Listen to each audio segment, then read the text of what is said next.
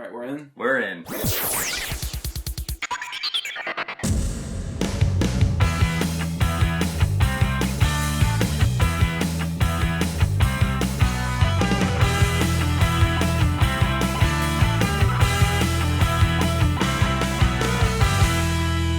Hey, what's up everyone? Welcome back to Triple Threat. My name is Tom. And I'm Garrett. And we are here back again to review something that is fairly new. We haven't done a new review in quite some time. No, it hasn't even been a month since this album came out. It's been a couple of weeks. We're excited because it's something we don't get to do very often, reviewing new work by some of our core artists. That's very true. On Triple Threat. We're very excited to bring you guys a review for the new Who album. Yeah. Yay! It's called Who.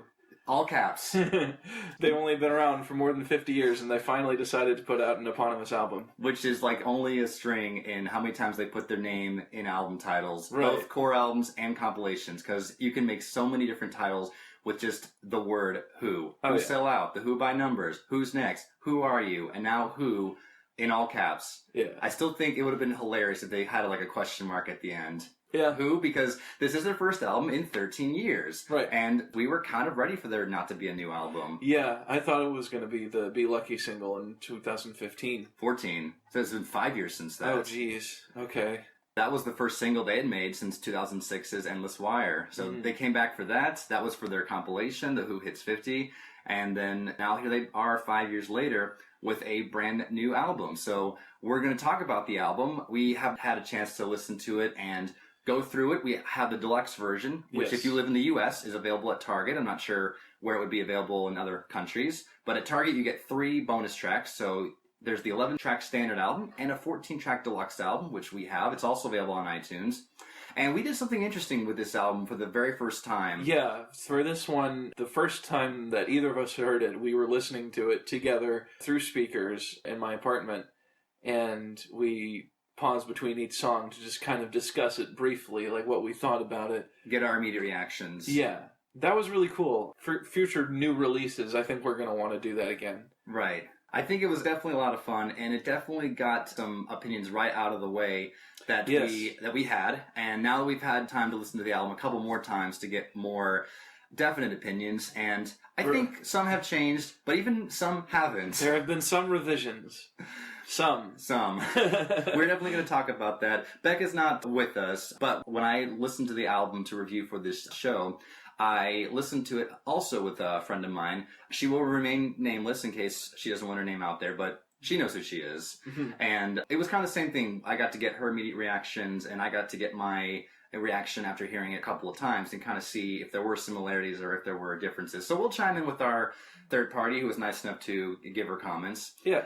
So that was a lot of fun, and this album actually was delayed a little bit because the original release date was going to be November 22nd. Yeah, it was released instead on December 6th. Was that because Roger's sick? I mean, the album was pretty much done. Yeah. I think it was just the idea, for those who don't know what we're talking about. The Christmas market, maybe? Maybe. Yeah. For those who don't know what we're talking about. I'll go into history real quick. Sure, yeah, go ahead. So, as we mentioned, the last Who album was Endless Wire from 2006, which, as of this recording, is 13 years ago. And which we do have a review for, so be sure to check that out. Yes, please do. It got kind of a tepid reception because there were definitely parts of it to enjoy, but it was so much of a departure from the sound of classic Who that a lot of people were put off by that and remembered that idea because it's going to come up later, the fact that they sounded different. Mm-hmm. That was the first album without John, and by that point a lot of people were saying, oh, they're just the Who by name, because, it's Roger singing Pete's lyrics, which, to be fair, that is a big foundation of the Who sound, Roger singing Pete's lyrics. Right, but you can't leave out the rhythm section of End Whistle and Moon. Exactly. Except when they do. So only because they don't have a choice. Yeah. It doesn't help that those two are passed on. Rest in peace, Keith and John. We love you guys. This album kind of started life similarly to Endless Wire in that Pete was, knocking a few ideas around when Roger came calling and said, hey, I need your help. He was working on the As Long As I Have You album, which we've also reviewed. Check it out. Check that one out too. And he just got into a stopping point where he was stuck. He was also very ill in the hospital for a while. He wasn't sure if he was going to make it. Thank God he did. And Pete looked at the early mixes of As Long As I Have You, said, you know what? I can help clean this up. They're really good anyway. Mm-hmm. So he played guitar on a lot of that album and cleaned it up and encouraged Roger to finish and release it.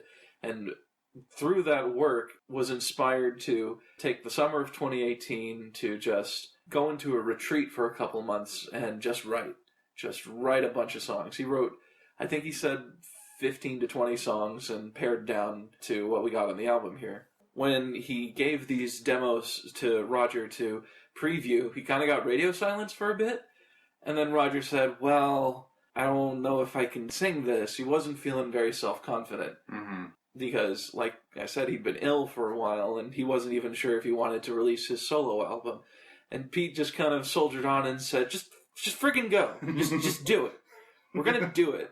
They started recording in February. Roger put down his vocals, and by the time he was recording, he had really come around on it because he started talking to the press and saying, this is our best album since Quadrophenia. And I just go, okay, hold on. I've got something to say about that, too. We got high praise here.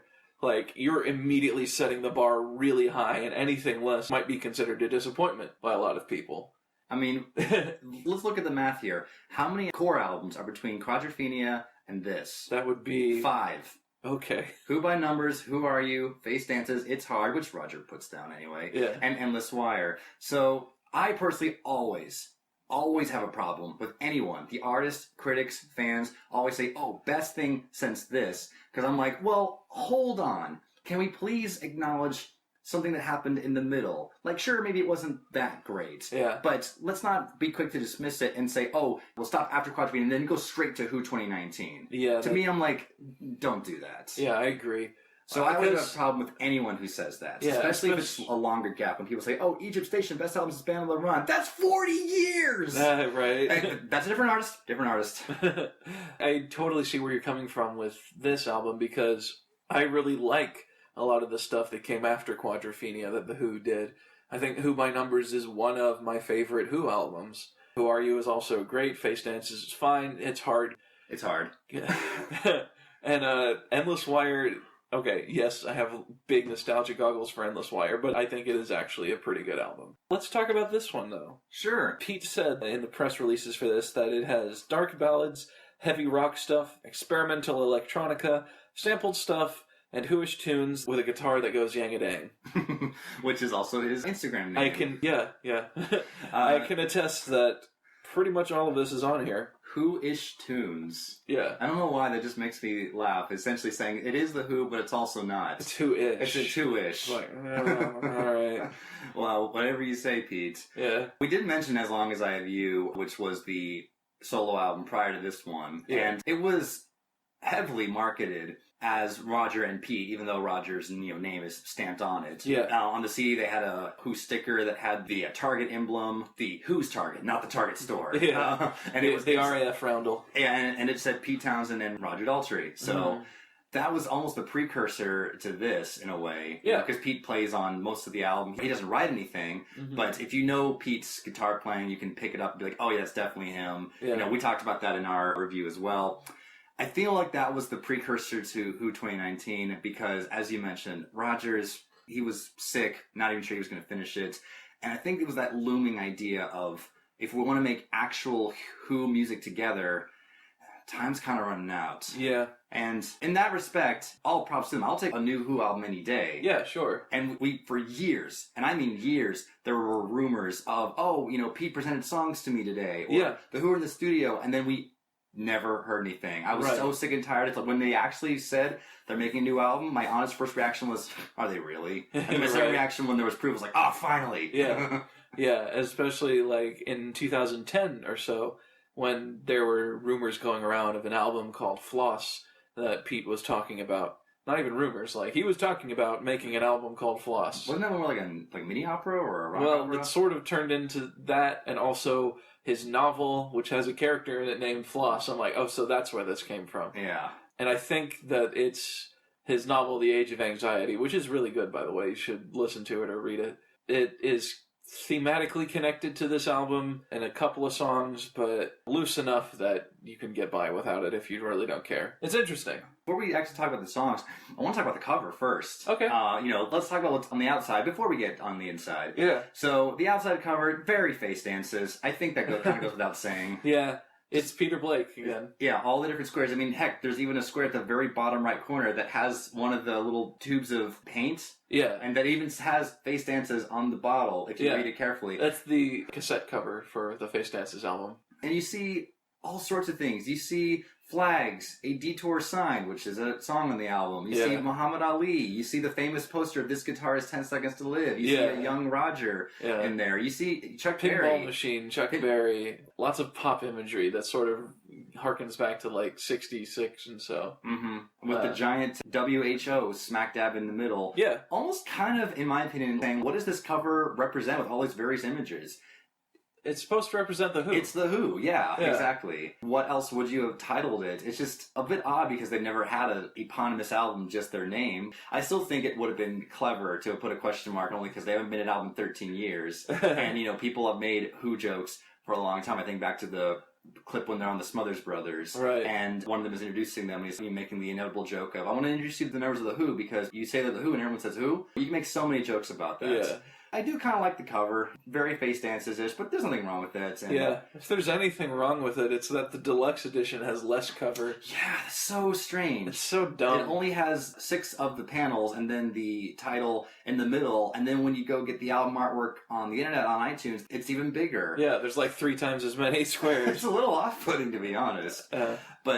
But you get 3 extra songs. But you get a song. You make your trade. And there's a giant Target sticker, and yes, the store Target this time, that even says 3 extra songs. So you can look at that small cover, but you get that sticker, and you're like, oh, goody, I have 3 extra tracks on this thing. Yay. And a giant sticker on the front that says, album featuring All This Music Must Fade, and Ball and Chain, which are the first 2 tracks on the album. So what do you say we just get right into them? Let's do it. So All This Music Must Fade opens the album. This was the second single. It was released on October 3rd. I kind of said, they kind of pull a Won't Get Fooled Again on us. A little bit. Because for anyone who hasn't heard it, they never actually say the words, all this music must fade. Yeah. It's all this music will fade. Yeah. They do that a couple of times on this album. Throwing a title down there and never actually quoting it directly. Right. But that's just something that I immediately jumped to. Kind of similar to how Who Are You starts with a song called Music Must Change. Yeah. And how you have all this music must fade. Pete said this song was about people, especially in this century, when there's been so many years of music, people are accused of ripping someone off or, ooh, someone's gonna sue. Yeah. And Pete Townsend's like, look, sure, there was that one guy long, long ago who wrote the basic 4-chord structure.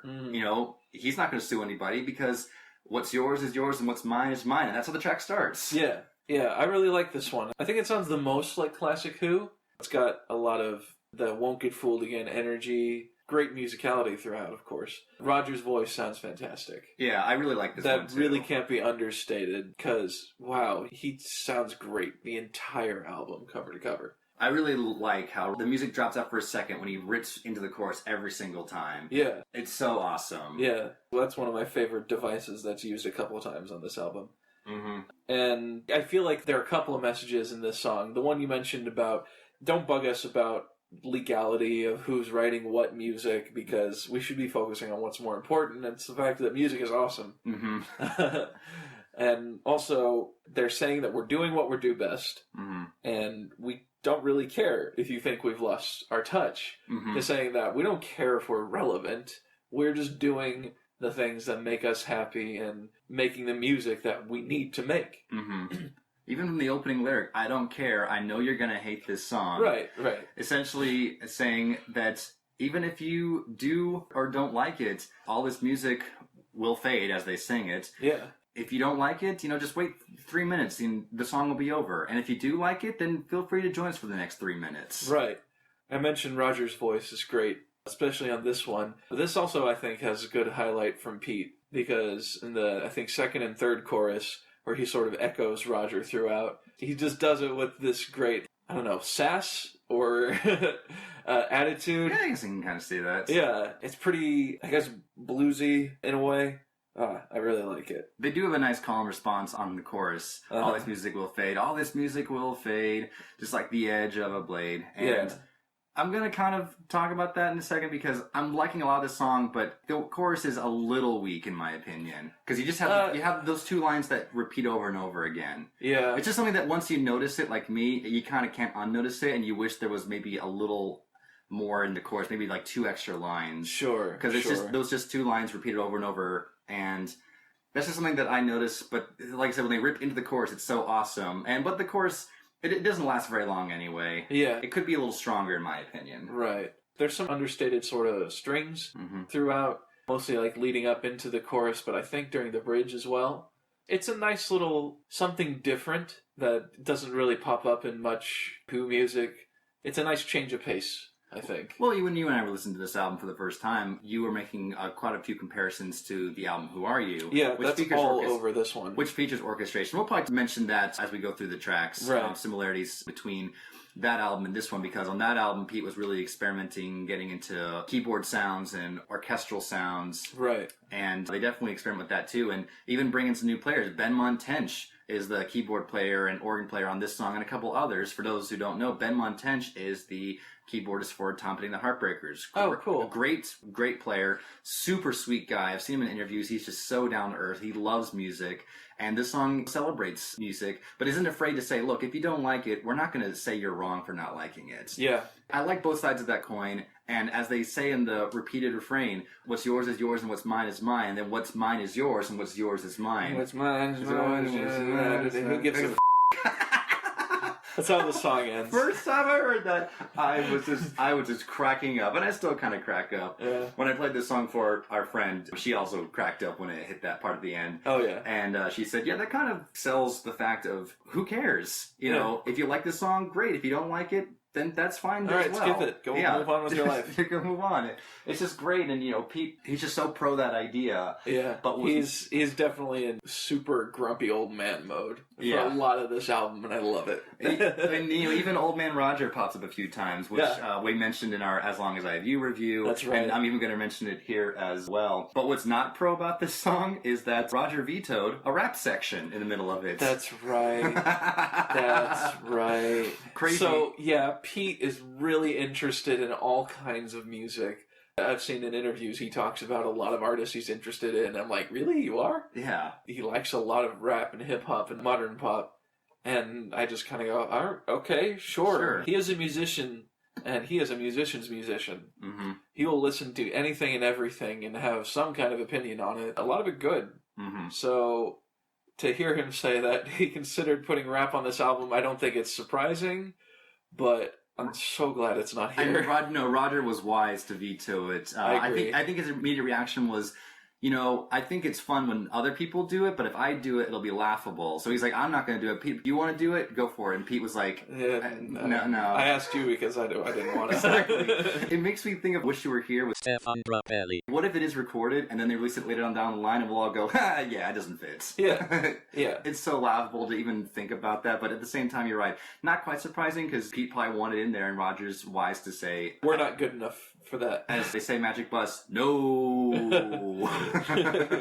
Not the first time Roger's vetoed anything. What's nice about the dynamic is Pete and Roger is that they are big parts of the Who. The Who is not Pete Townsend and then the others. Roger has said many times, Pete, I'm not singing A Legal Matter, that song misunderstood, or that's good, but you have it for yourself. Yeah. They work well together. And you mentioned Pete liking different music. They kind of rip off themselves a little bit here, referencing The Kids Are Alright. A little bit. Especially going to the second verse when they say, I don't care, other guys dancing with my girl. I mean, other guys ripping off my song. And in the same exact kind of rhythm, and that's gotta be a nod to back in 2013 when One Direction released Best Song Ever, and it was like, ooh, Pete Townsend's gonna sue, and Pete Townsend was just like, no. Yeah. For those of you who don't know what we're talking about, the One Direction song, Best Song Ever, uses the same big chords as in Baba O'Reilly. And same kind of synth opening before the big chords kick in. Yeah, and there were so many people that were like, Pete, you're going to sue these boys for ripping off your song? He's like, why? There are only so many notes. Yeah. They're making their own music, and he even said he liked their music and he liked the song. You talk about him liking different music. It was the idea of like, I'm not going to sue these guys. What's mine is mine, what's yours is yours, and what's yours is mine, what's mine is yours. And really, that's all it comes down to. Yeah. This would be a fun song for them to play live. Now, at the time of us recording, if they're on the road, we're going to be seeing them in a few months. Yeah. We're staying away from set lists, but we did get a few ideas of some songs from this album that they'll play. Yeah. I think this one would be a really fun one I agree. to play live. It's definitely a great opener. The opening fade in, it sounds like there's a little bit of autotune already going on. Yeah. I think it works in the context of the message of this song. I agree. It was concerning the first time I heard it. I'm like, wait, the Who are using autotune? It was, but then once the song actually starts, it just goes away. Yeah, so it's pretty much absent through most of the song, so it's fine. You just get the first 10 seconds and then it's over. It was a little off-putting to hear it. I was like, please don't use it for the rest of the song, and then they don't, so I'm fine with it. And I do agree, it kind of fits the theme of the song a little bit. Pete's like, everyone else uses autotune, that's their thing, but I want to use it too a little bit and make it my thing just for a little bit. Yeah. So I think it kind of fits. It's a really solid opening, but I think we'll also discuss later how it could also fit somewhere else on the album. Yes. So be sure to keep listening. Yes. So second song is Ball and Chain. Is that what it's called? Okay. That's an in-joke. Yeah, alright. Well, we'll explain that. Ball and Chain was the first single released for the album, September 13th. We knew it was going to be on the album because they had started playing it live earlier under the title Big Cigars. Yeah, they said this song's called Big Cigars. I'm like, okay, cool, new track. And then we realized that it was actually a re-recording of a Pete song called Guantanamo. Which released back in 2015 on his best of album, Truancy. Yes. So when they say new song called Big Cigars, we're going, new song? It's fine. It's new enough. I compared both versions of Guantanamo and Ball and Chain recently, and I gotta say Ball and Chain really blows Guantanamo out of the water for the most part. It's got much more of a rock feel than the original demo because there's electric guitar in it now. The drums are mixed way, way up, and Roger has definitely more of a rock voice than Pete. Mm-hmm. Very bluesy sort of song with the acoustic guitar, but having a good muscular electric guitar backing it up. It's probably my favorite song on this album. I never had a problem with Pete's Guantanamo. I don't have a problem with it either. Now that they're bringing it back, it's making me think about it a lot more than I ever have. And as I wrote here, it's a really cool cover of their own song, so to speak. A little bit, yeah. Yeah, but I see where you're going with that. There's nothing wrong with it. The Who can never do wrong on covering a song. And if they're even covering their own song, it still sounds great. Yeah. Like you mentioned, Roger really rips into it, really growling. This is Old Man Roger appearing on this track because for those who haven't read the lyrics, it's essentially criticizing what's going on in Guantanamo, or even what has been going on since this song is a couple years old. Right. Pete has said he was very much a supporter of U.S. President Obama, and he said if there's one major thing that I wish he had pressed more was actually going through and freeing the prisoners of Guantanamo Bay in Cuba. This is just what Pete says. I love this song, regardless of any kind of political message in it. Old Man Roger does indeed appear here, in my opinion. He has a couple of ohs, or he really gets into a word that really reminds me of back on As Long As I Have You, where he had a couple of political jabs. Now, granted, those were also covers, like something like You Haven't Done Nothing by Stevie Wonder. Yeah. But Old Man Roger opinion of, guys, how long is this going to keep going? Yeah. Like, this needs to get fixed, and the Old Man vocal from Roger really works.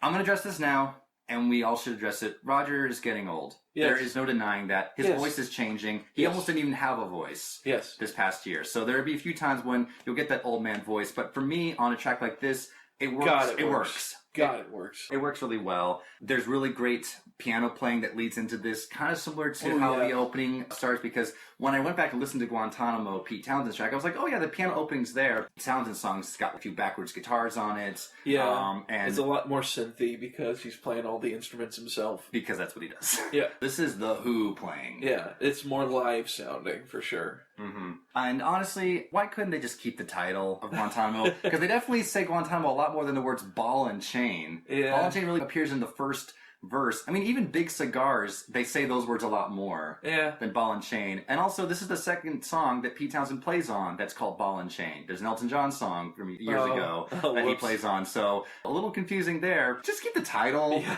One of my favorite things, when the official single video was released with the title Ball and Chain, one of the top comments on YouTube was, wow, I really like this song, but I wish they'd stop changing the title. Pretty much. Our third-party friend also chimed in. She said, the sound is really cool. And she said, this would be cool to hear live. And I said, well, they're playing it live. And she said, you know what would be fun? And imagine if they introduced it and said, here's a song written by a really cool guy, Pete Townsend. Kind of judging it back like, yeah, we know it already exists. Now shut up. Yeah. And there's a great line that she pointed out. Yes. That, I can't believe I never thought of this before. There's a line where they say, they're guilty with no charge. Uh-huh. That's a really great line because it's pointing blame, but nothing's happening. Yeah. You know, these guys are guilty. Why is nothing happening? I really like that line. That's a good one. Yeah. Specifically in Guantanamo, a lot of the prisoners there are held without trial. Mm-hmm. That's a little bit sketchy. It is. But I don't want to talk about that because that's politics. Exactly. But it's a nice little double line, meaning the prisoners are guilty with no charge, meaning that's how they're handled down there, when really they could be innocent. But also Guantanamo itself is guilty with no charge. They're guilty, but is anyone charging them? Is anyone doing anything about it? Not really. So once you point that out, I was like, that's a really great line. I can't believe I never thought of that before. Yeah. And it makes me kind of get all the humor out of the way of this song already exists, blah, blah, blah, and be like, yeah, but the song itself is really good. Let's not deny that. Yes, for sure. So, third song then. Was the third single called I Don't Want to Get Wise. Yeah, I don't remember when it came out. It was released on November 22nd, the original release day of the album. Yeah. And since it was like 2 weeks away, I actually just didn't listen to it because I wanted to kind of hear it in context of the album. Yeah. But since you heard it first, did you have any thoughts before we heard the album? I think of the three that had been released, this was the weakest one, specifically because it's the return of the auto-tune backing vocals. Mm-hmm. I don't want to say in full force, but it's definitely more noticeable than it was on all this music. It's more prevalent. The use of it is more obvious. They appear more often, yes. Yeah. I agree with that, but I got something to say to that. That's fine. I love the melody and the verses. I like how it has a good build-up to the chorus. The bridge is really nice with a lot of synthy strings that sound just a little bit dated, but charmingly so, I guess. It's solid. It's great. And the message is awesome, too. It's sort of the rebuttal to My Generation. Mm-hmm. I hope I die before I get old. That's classic and shouldn't not exist. But at the same time, this is that guy 50 years later. He said that. And realizing after all this time he couldn't help but maybe not get old, but he's certainly gotten wiser over the years. Mm-hmm. Just by virtue of surviving this long, he has become somewhat what he didn't want to become. I kind of agree with that, and that's something that I really love about this track. This track for me is very autobiographical about the band. This is the one that Roger admitted that it was very I, but he had Pete tweak it to be very much we. Okay. And Roger will often saying, we didn't want to get wise, but Pete is really the one who says the title, I don't want to get wise. Yeah. And that's a good point. The Who has very much been Pete Townshend's mouthpiece for speaking his mind and talking about his problems a lot personally. Mm-hmm. To Roger saying, come on, include me here as well. You weren't the only one who had problems. Include John and Keith, in a way. Yes. And Kenny, why not? And Kenny, yeah. And there's even great lines that could totally be allusions to other members. Like, he was drunk. We know that John and Keith liked to party. But also Pete enjoyed a lot of drinks. Oh, man. Yeah, we're not getting into that. But his best friend for a while was Remy Martin. And he will not apologize for that. He will gladly admit it, but I think he might apologize for some parts. All right, but that's what I mean. He'll put it right there in the music. So a lot of allusions to band members. And this was a song that I liked on first listen. It was not my favorite. Sure. But I liked it on my first listen because I was getting to hear it for the first time. Same. And I will say, I do agree, the autotune on their frame was a little off-putting at first, but the more I've listened to this song, it doesn't bother me. Yeah. And it has a strange purpose, in my opinion. I agree. Here's why. Because the Who have been around for 50 plus years, and we as fans or critics think they should make the music that they should make. Mm-hmm. But what does that mean? Does that mean the music that we want to hear or the music that they want to make? Because those are two different animals. Yeah. And the Who will want to make the music they want to make. If they want to add orchestration, then there's going to be orchestration. Yeah. If they want to put a swear word in there, which we'll talk about that in this song as well, then they will. And the idea of when Pete finds all these sounds, Pete absorbs sounds. He listens to so much music, and he probably's like, oh, this auto-tune thing sounds pretty cool. I'm going to use it. And someone tells him, well, Pete, you'd be wise not to use it. And Pete says, as the popular meme goes, How about I do anyway? Because he totally uses it. I don't want to do what I have to do and be confined to a certain sound. I don't want to do the smart thing and avoid some kind of controversy. Yeah, it's very much a Pete Townsend trope.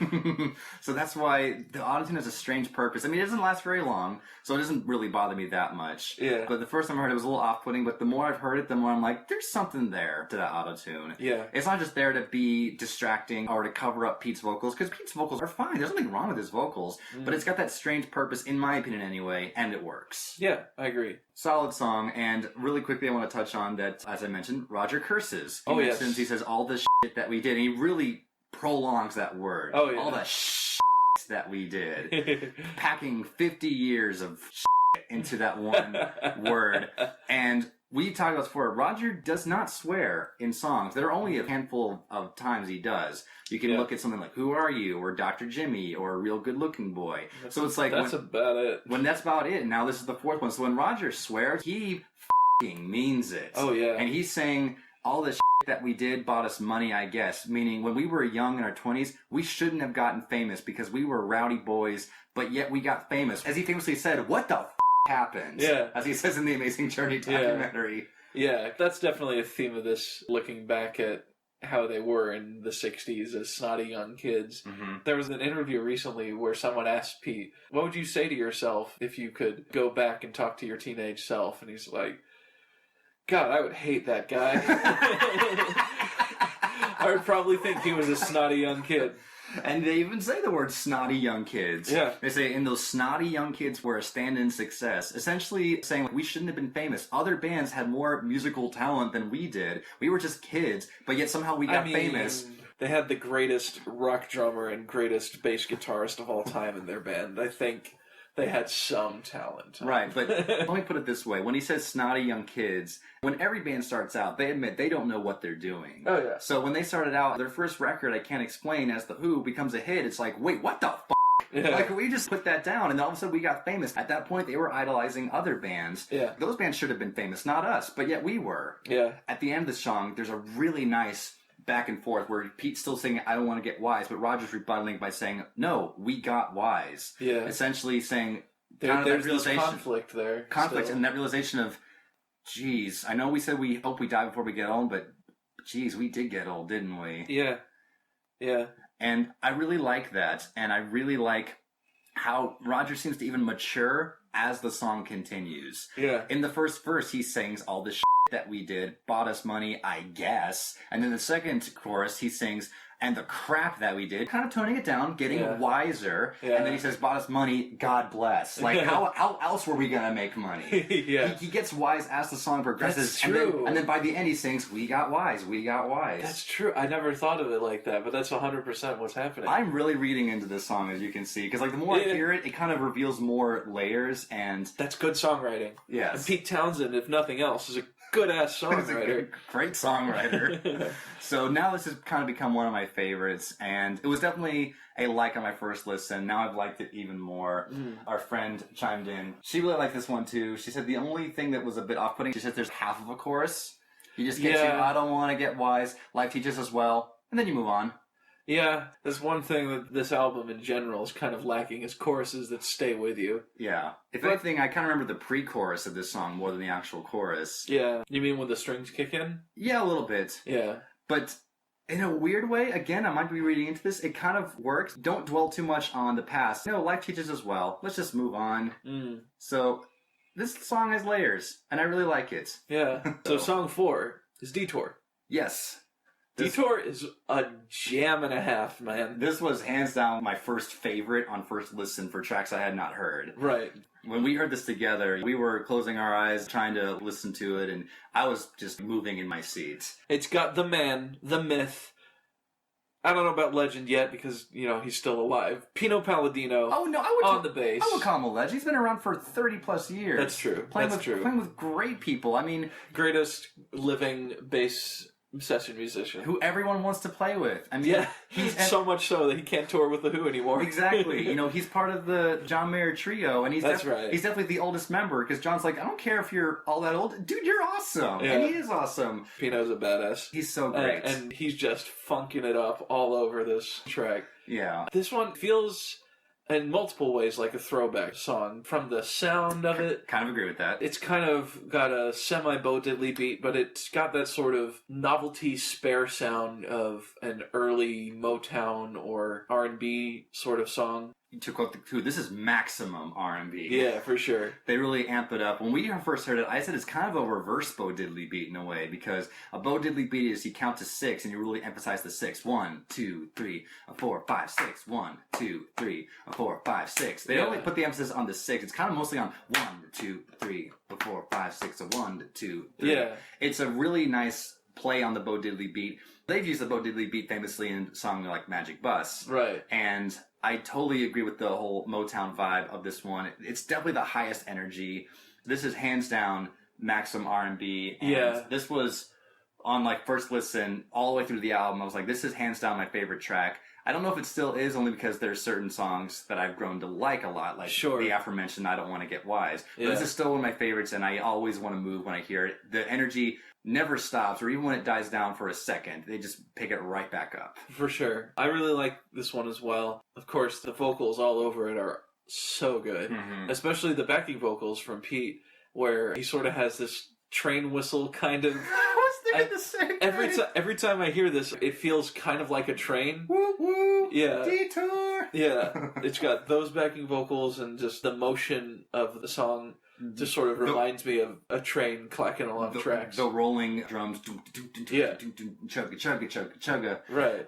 You're mentioning a novelty. I'm just thinking, detour, beep, beep. A little bit. The theme of this song, I read somewhere, it was a long time ago, that it's kind of... It's not about it, but it was inspired by the Me Too movement.